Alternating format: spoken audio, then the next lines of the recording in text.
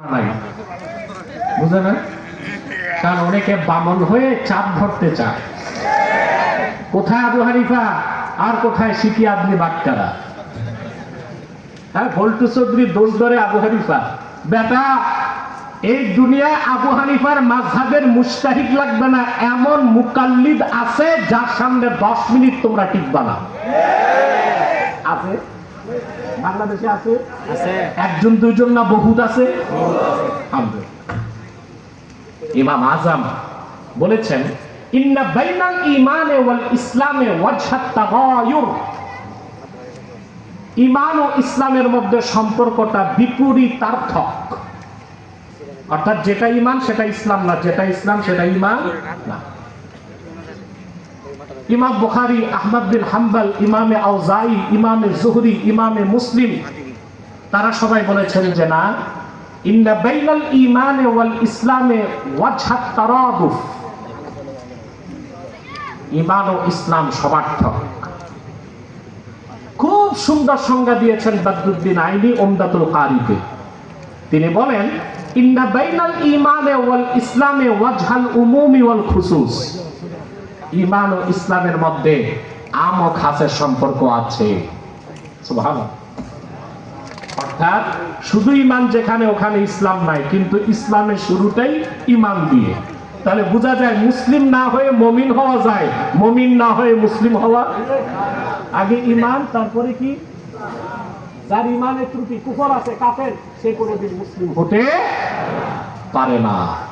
অতএব কে মুসলিম কে অমুসলিম, এটাকে মানব রচিত সংবিধান নির্ধারণ করবে না আল্লাহর সংবিধান?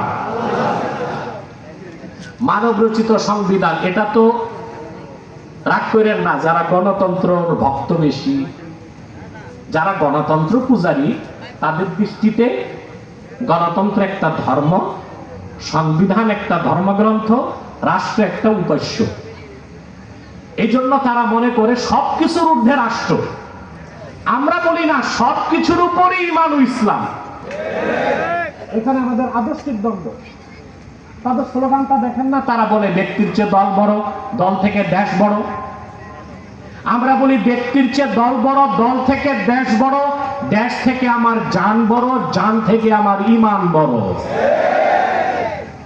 ঈমানের প্রশ্নে কোনো ছাড় মানব না। সংবিধানটা একরকম মূর্তি বুঝায়। এটা কি? কেন বুঝাই দিই? বুঝাবো। হ্যাঁ, হযরত ওমর রাদিয়াল্লাহু তাআলা আনহু, তিনি একদিন হাসতেছেন। তো লোকজন বললেন, হুজুর আপনি বিনা কারণে হাসতেছেন কেন? বলে, জাহিলি যুগে এমন কিছু কাজ করতাম যা মনে পড়লে হাসি আসে। বলে, কি করতেন? বলে, কুন্না নাসনাউ সানামাম বিল আজওয়া।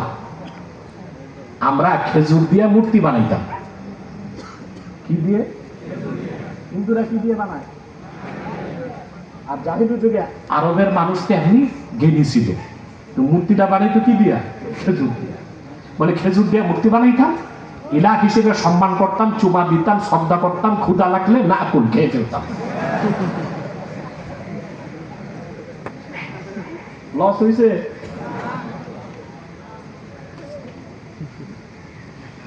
এখন যারা মানব রচিত সংবিধান, এটা তো এই যে আগের সংবিধান বাতিল হওয়ার পথে বা হবে, এটা আমরা বানাই, আমরাই খাই। ঠিকটা তো ঠিক মতো কইলেন না? আমরা বানাই, আমরাই খাই। একটা সংবিধানের পরিবর্তন নাই। সংস্কার কমিশনে আগামী 17 তারিখ স্বাক্ষর নেবে। কবে? কালকে। আমাকে দাওয়াত পাঠাইছে, যাবো কিনা চিন্তায় আছি। কারণ আমি দেখছি সনদে আছে শুধু যেহেতু আর সেহেতু। তো স্বাক্ষর দিয়ে কি করব? একটা জিনিস যদি আমার ইসলামী রাজনীতি যে ভাইরা করেন, ঐকমত্য কমিশন, এটার আমি বলি মৃত্যু কমিশন।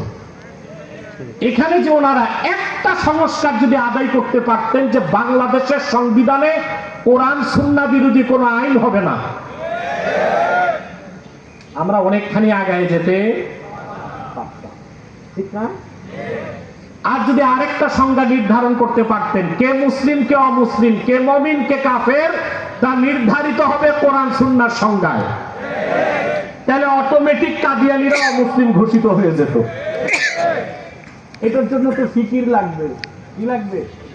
এই ফিকিরটা নাই, সবাই আছে ভোটের হিসাবে। আর বলে ঐক্য করো।